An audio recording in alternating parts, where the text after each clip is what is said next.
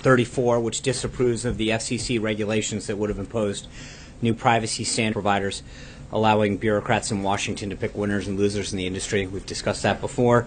HJ Resolution 83, which disapproves of a Department of Labor regulation extending the statute of limitations for claims against employers failing to maintain records of employee injuries. HJ Res 69, the disapproval of the Bureau of Land Management regulations that would limit Alaska's ability to manage hunting of predators on national wildlife refuges in Alaska. And H.R. 1228, which makes technical amendments to the appointment procedures of members of the Board of Congressional Compliance.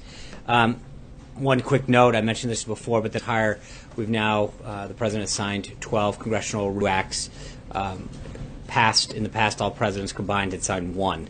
So I think we have a vastly different attempt to roll back regulatory reforms that are staying in the way of freedom as well as business development. Also yesterday, the President spoke with the President of Peru and the President of Colombia to express his condolences for the devastation and loss of life by recent mudslides in the country. He offered the assistance to the United States government during this tragedy. The President also spoke with President Putin of the Russian Federation to condemn yesterday's attack in St. Petersburg. He offered the full in responding to the attack and bringing those to justice. We had readouts of both of those yesterday. With respect to today, this morning the President hosted a CEO town hall. I think some of you had the opportunity to go over there. The town hall was broken into 4 separate discussions: infrastructure, modernizing government services, workforce development, and the pro-business climate.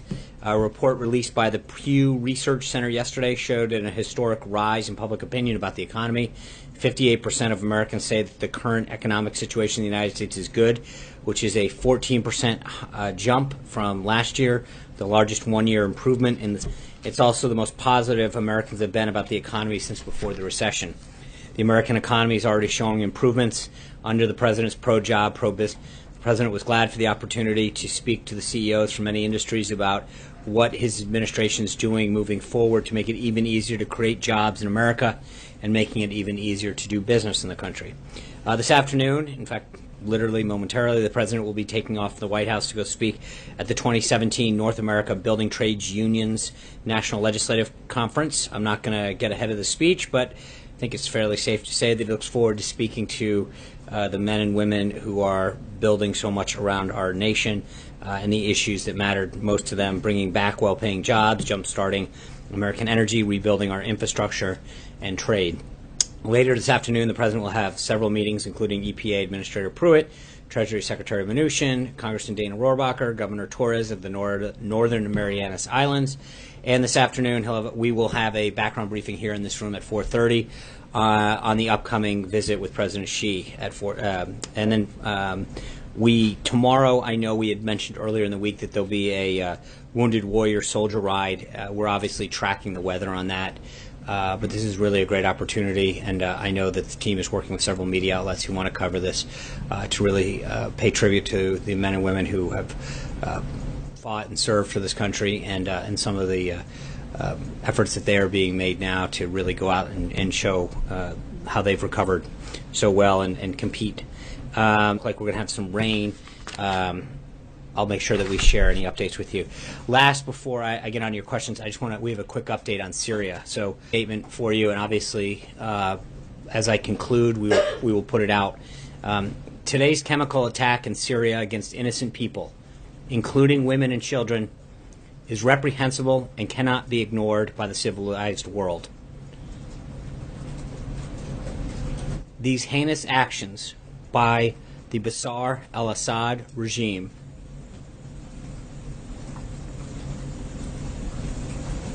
are a consequence of the past administration's weakness and irresolution. Period. President Obama said in 2012 that he would establish a quote-unquote red line against the use of chemical weapons and then did nothing. Period. The United States stands with our allies across the globe to condemn this intolerable act.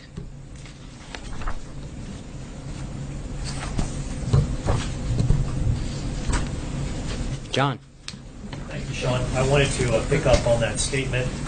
As you know, with this chemical attack on this rebel-held Syrian town, at least 100 deaths have been reported, at least 400 injuries. And I hope you could give some clarity in terms of the administration's position on Syria. Secretary of State Tillerson just days ago said that the Syrian people themselves should decide the future of the country. And at the same time, the U.S. ambassador to the UN, Nikki Haley, has said that Assad is a war criminal. So you just criticized President Obama's policy on Syria and the Red Line. What will the administration do in response to what we saw take place there over the past 24 hours? Thanks. I think the statement speaks for itself. I think a couple things. One is statements by both Secretary Tillerson and Ambassador Haley speak to the political realities of the situation in Syria in terms of, I think we had opportunities in the past several years to look at regime change. I think those are fundamentally, the landscape is fundamentally different than it is today.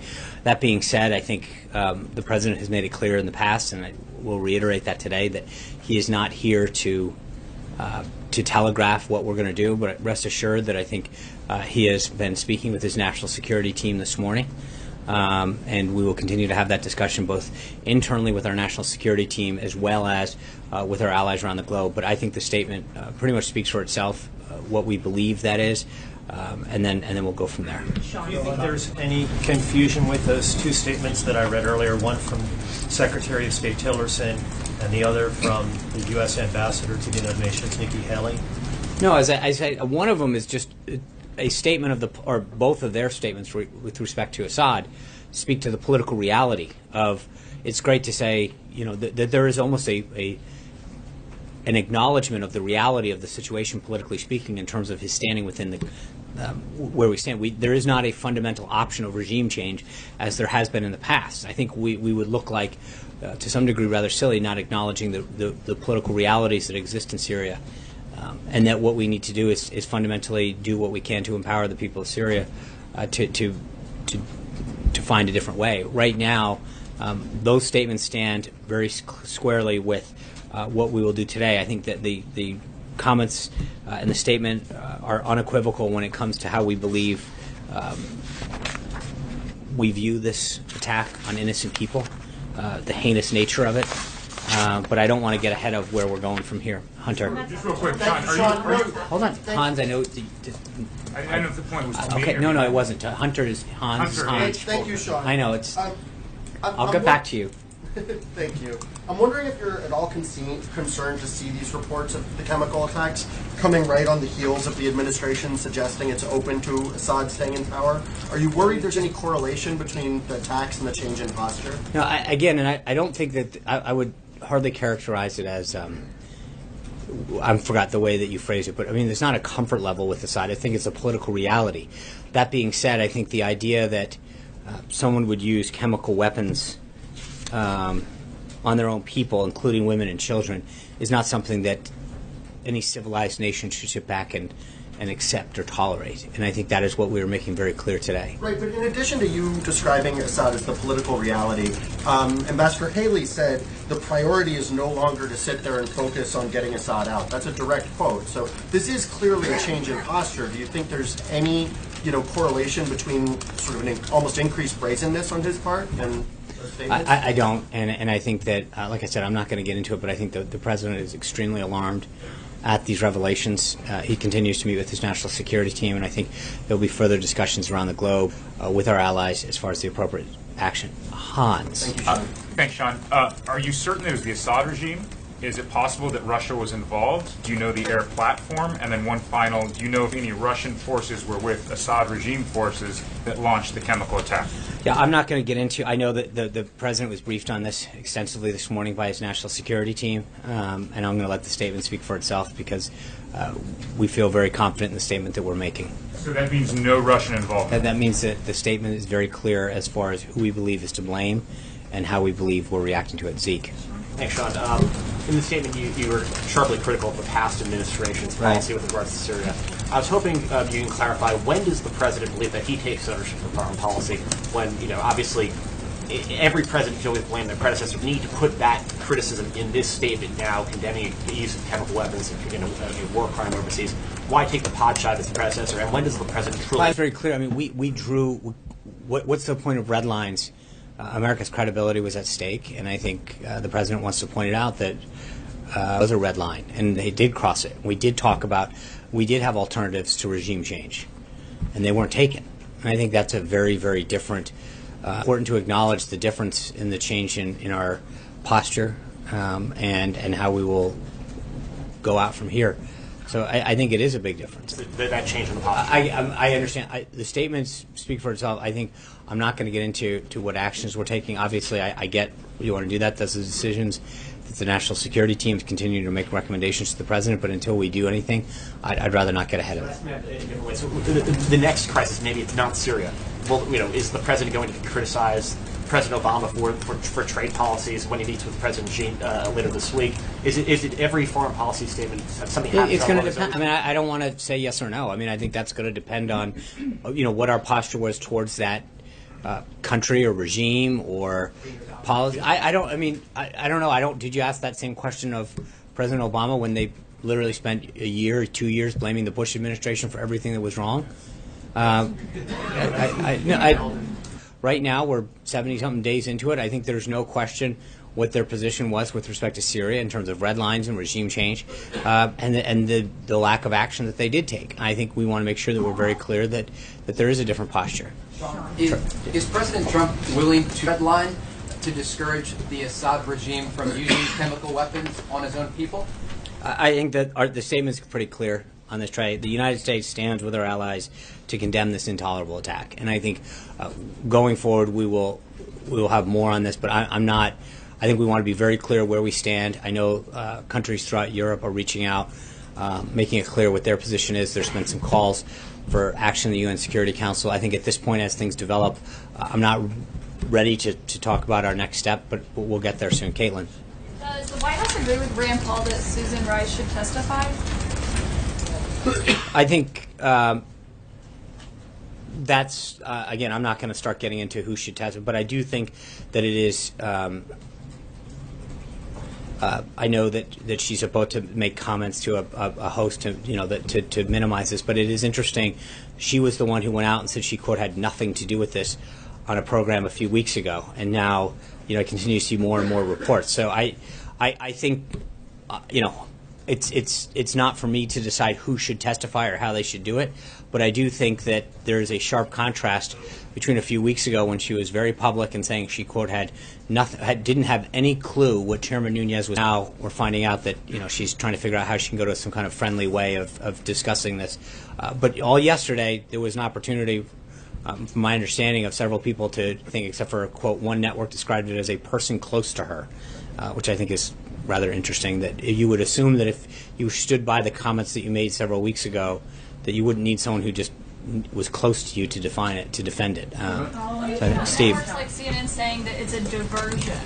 That the Well, Susan Rice story is a diversion. I think speak for themselves. I find it interesting that I don't know how many. I get that at some point they have an invested angle and narrative in this, but the reality is, and again, I'm not going to keep going into every turn and twist about this, but I think that, as I noted yesterday, the more we find out about this, the more we learn that there was clearly something there and that there was a lot of activity. If we both on the record and in comments talk about their activities, I think that it's interesting, as I noted yesterday, and I read some of the comments afterwards, but the default from at least some media outlets seems to be to rush to the defense of the Obama administration and the activities there instead of so-called want to get to the bottom of this. But there is an immediate attempt to defend certain actions like that on one side of the aisle and an immediate rush to judgment on the other side, which I get that people don't like to hear that, but that is the reality. If you look at the two situations that occurred, there's no question the way that some networks are handling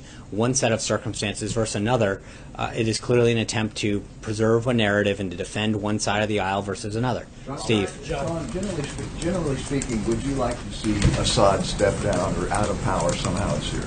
I think it's in the best interest of the Syrian people to not have anybody who would do the kind of heinous acts. Any leader that treats their people with this kind of activity and death and destruction. I mean, it's just, yeah, I don't think that anybody would wish this upon anybody. And are you confident that the United States will respond to this attack in some... I would not want to get ahead of the president at this point. I do think that the statement is fairly strongly worded for a certain reason. And lastly, has he specifically talked to any allies about this morning? I'm not sure that he's spoken to any leader specifically. I know the team has been in contact. He spent an extensive amount of time this morning getting briefed by the intelligence community as well as his national security team. Hallie. Sean, so I want to follow on that, and then I have two other topics for you. You said, I know you don't want to get ahead of the president, and you're letting the statement speak for itself. You also said that you want to empower the people of Syria to find a different way. How will the United States help empower them? Yeah, I don't think, again, we need to look at options at this point. I'm not going to get ahead of the president and the team. I think right now our concern is for the people of Syria and the victims of this attack. We have plenty of time to chart a way forward. Okay, so let me just ask you this. On the Susan Rice story, you said yesterday you believe that it was moving in a troubling direction. What do you find troubling about that story? Well, I find it troubling that someone would go out and talk about the fact that they, quote, had, and again, I'm paraphrasing because I don't have the exact quote in front of me, but I believe she made something to the comments. I have no idea what Chairman Nunez is talking about. And then through a person apparently that's close to her, continuing a narrative, but yet more that there was something there. And there's a question I've seen enough.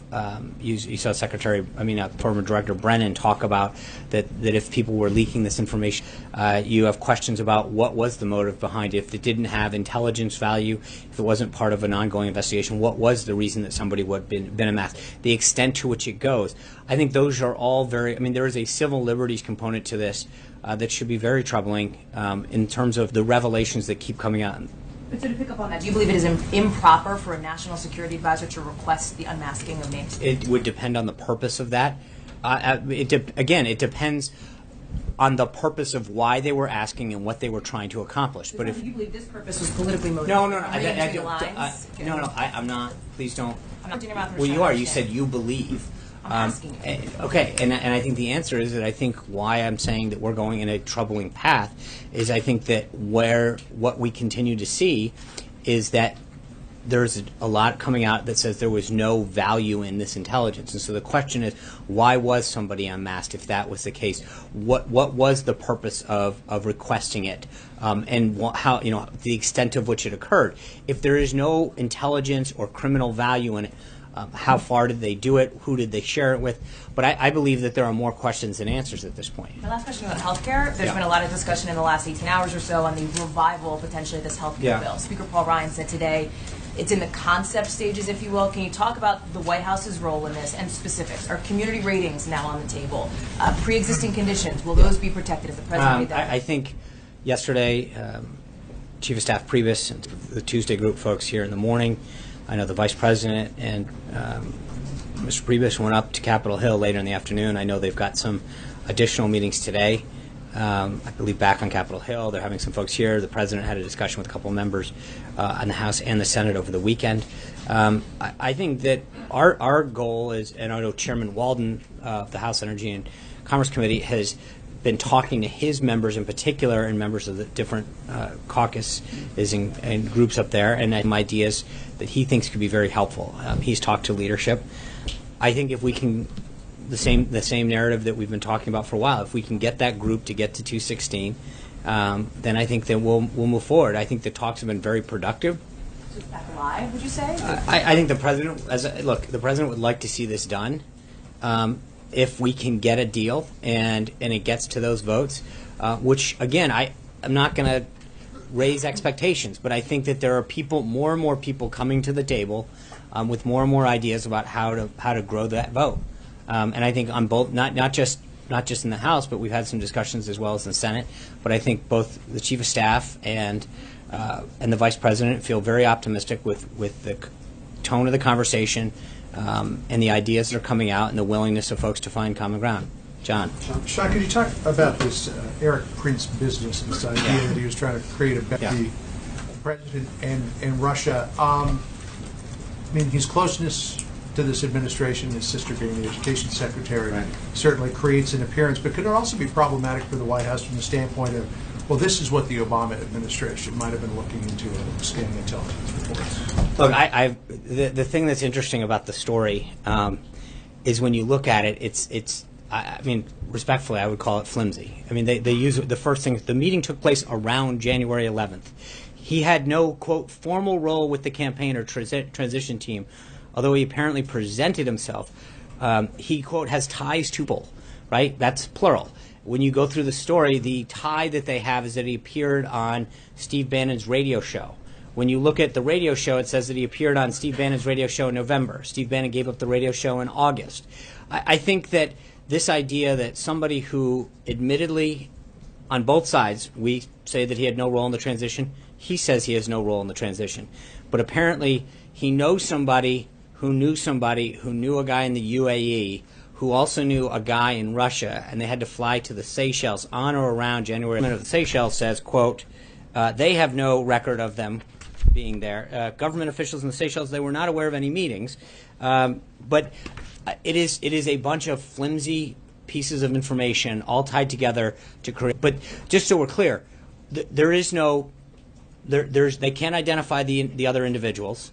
They claim that the Eric Prince who went, admittedly by himself, by us, by others, has no role in the transition. And that his connection, his, quote, ties to people is one, he's related to what would become the Secretary of Education's sister, and two, is he appeared on someone's radio show.